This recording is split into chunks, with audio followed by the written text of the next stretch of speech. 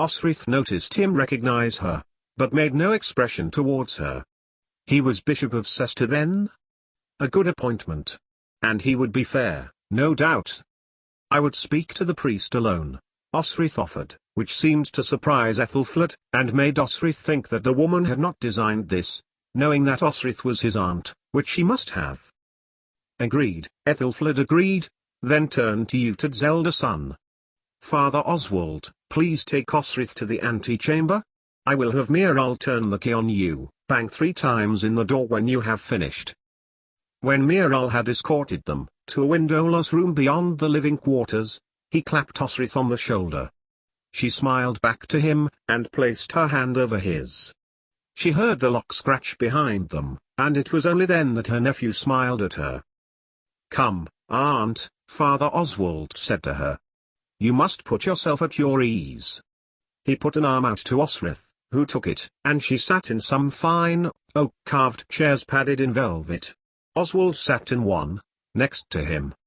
He looked as content as she had seen him in Aylesbury, and felt glad for him. Despite Uhtred, he was following what he truly believed. "I'll come to the point," Oswald said. "I have heard the testimony you gave to Aldhelm, and to Ethelflaed. I believe you have extenuating circumstances, so caught up in the grief of the death of Lord Ethelred. You were overcome with the callousness of Lord Eardwulf's actions to a fellow captain, and you were not yourself." He put his hands out to hers, but Osrith did not take them. "And that is what you will put to Ethelflaed?" she asked him. Her nephew nodded. "It is what she needs to be said," he told Osrith.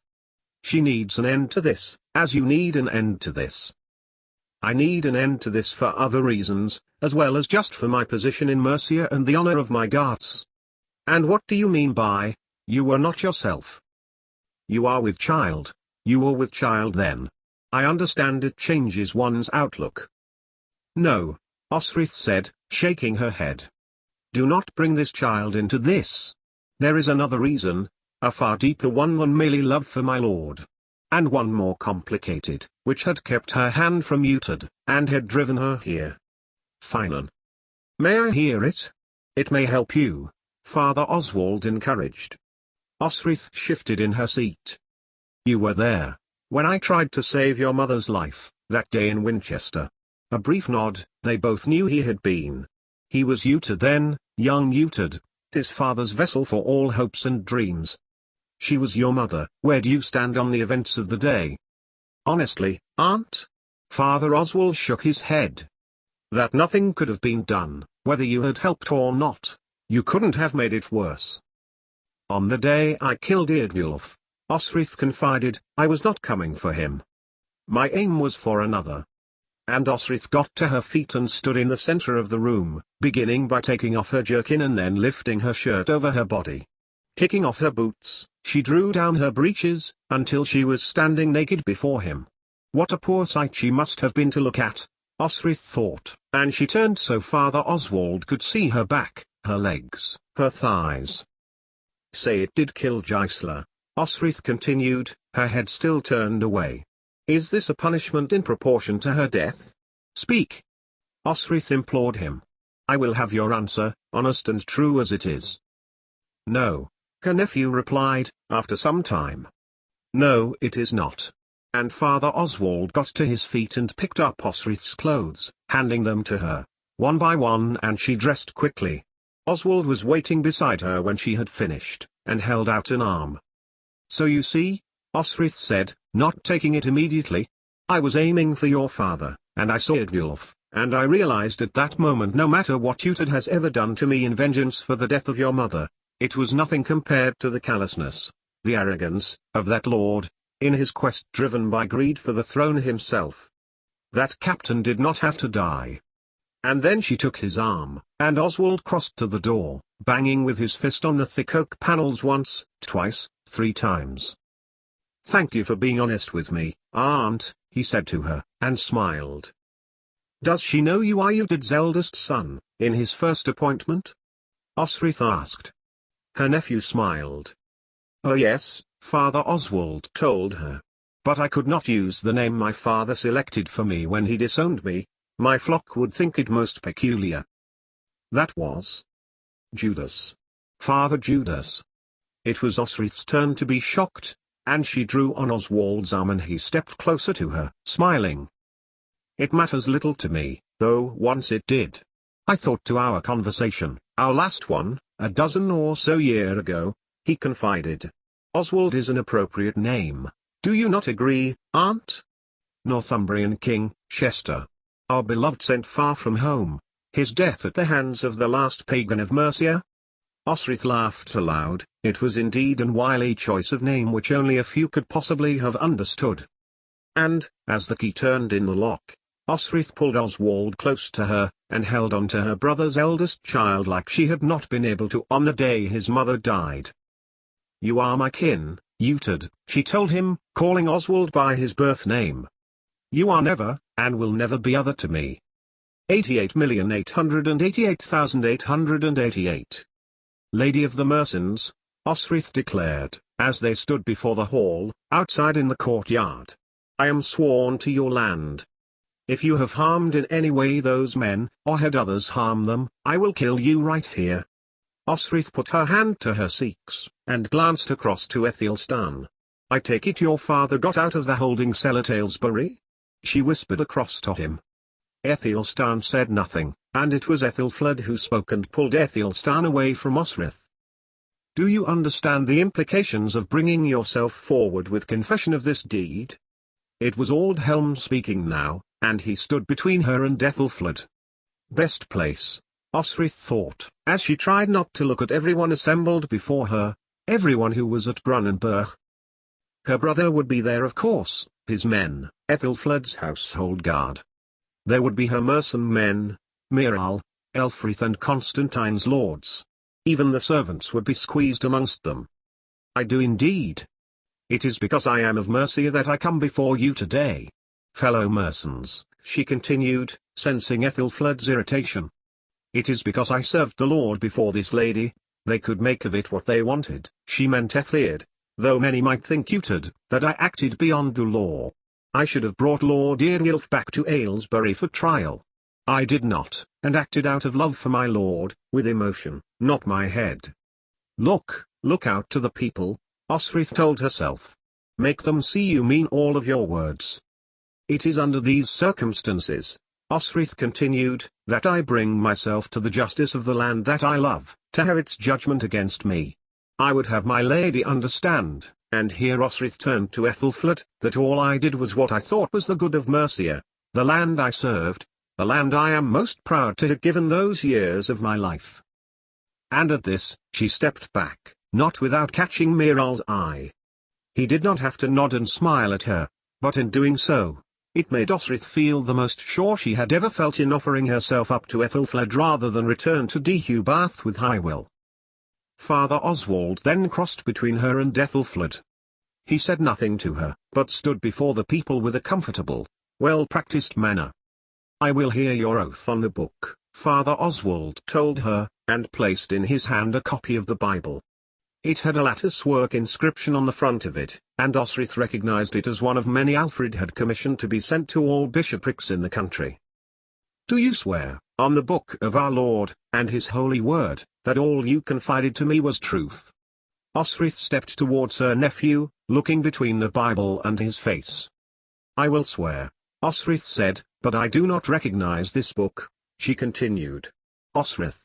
She heard behind her, and Aldhelm's words came to her ears.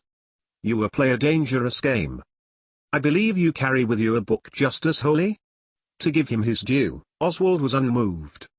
But she had seen a copy of the British Gospels, created at Lindisfarne, in a stack of books in the antechamber. It must have been his, Osrith reasoned. And he would know the significance. They were Oswald's Gospels, commissioned by the king, late saint, in his lifetime, and it had given her joy to see them for she thought them lost with the Danish and Norse raids.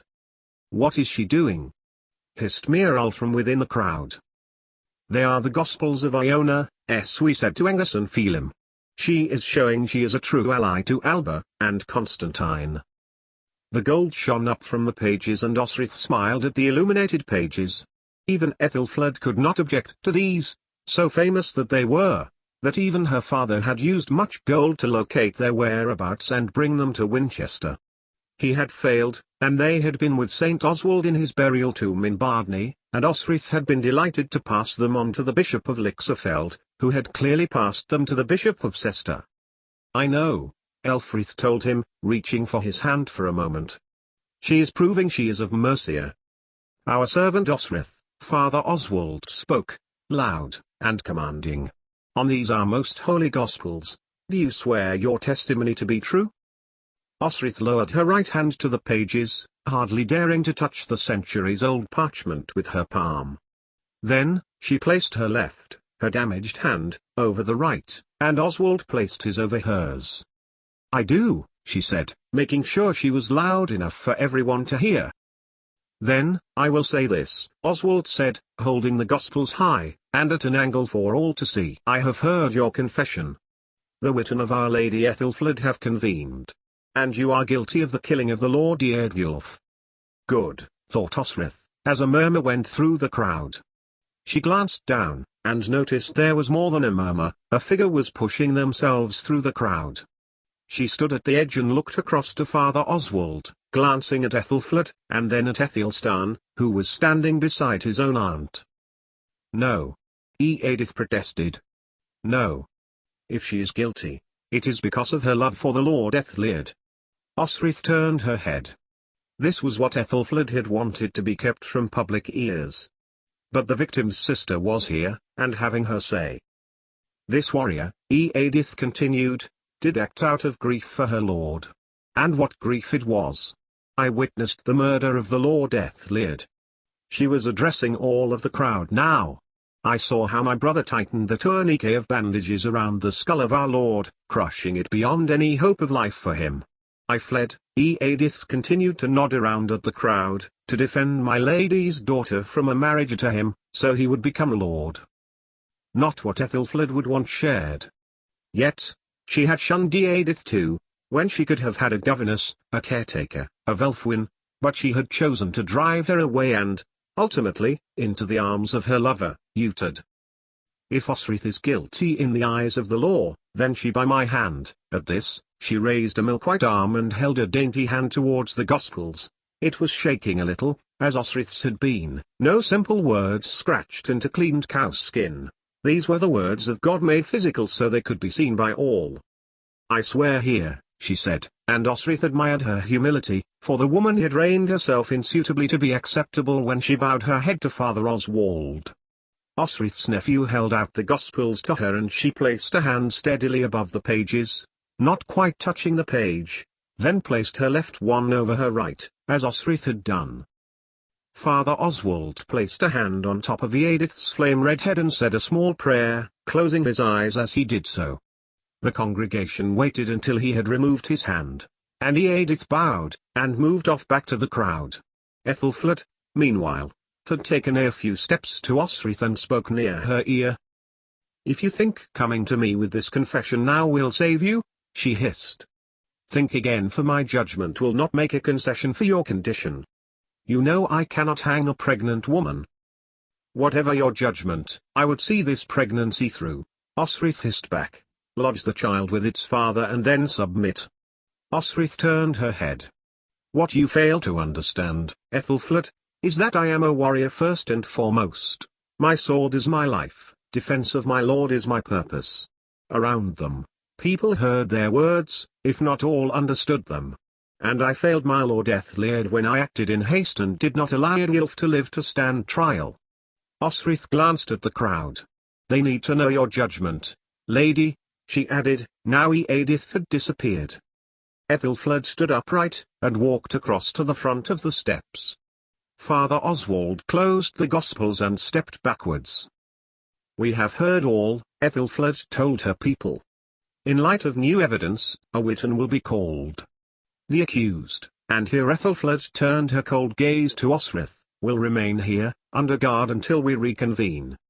Before we leave, are there any more people who will stand for this warrior?" At first, there was no movement, and Ethelfled made to turn. As she did so, a quiet murmuring came from the crowd as people were pushing forward. Osric could not see exactly who they were until they had passed by Aldhelm, and it was only then that she felt overwhelmed to see her men, the men she had captained, for months, for years, their well-being she had managed, their glory she had promoted. It was all Osrith could do to stop her gathering them around her, clapping them on their back. It was Elfkin she saw first, tall, broad, blonde, followed by Egelfrith, his younger, leaner brother. Oshir, brown-haired and stoic, stood next to them, and last of all, her friend for the longest time, Elfrith. Osrith nodded to them, captain once more. But then she saw Miral, her commander, stand beside Elfrith. Her division, Miral said simply, when Aldhelm raised his eyebrows. Her men. Not so. Came a voice from the crowd, and, stalking between the mercenaries were Constantine's lords. Engus and Phelim stood to her right, and Eswi at the end. How was it that she was so blessed? Osrith asked herself. You may have a long wait, Osrith told the men of Alba, in Gaelish. Then we wait, Engus the Mormor told her. Your man here, he gestured to Miral, has told us we are free to go, when the Norse allow our ship to leave. So we are in no hurry.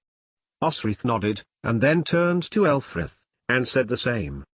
Do you think the men whose reputation you are defending here would be anywhere else other than by your side? He asked. And Osrith nodded in return, and went back to listening to the blufferings of the geese that were making their homes in the Merce's shadows and the thin cloud coverings which stretched thinly over blue heavens. After a time, Osrith felt a hand on hers. Her oldest comrade, loyal to the last. She turned her head to Elfrith, and Miral glanced over to her. Never have I felt as proud of you, Osrith Lackland, than today. He nodded, and Osrith remembered the crabby, bad-tempered young captain she had been under, in Odda's guard. Would the younger Miral have believed her? Osrith wondered, had she been able to tell him?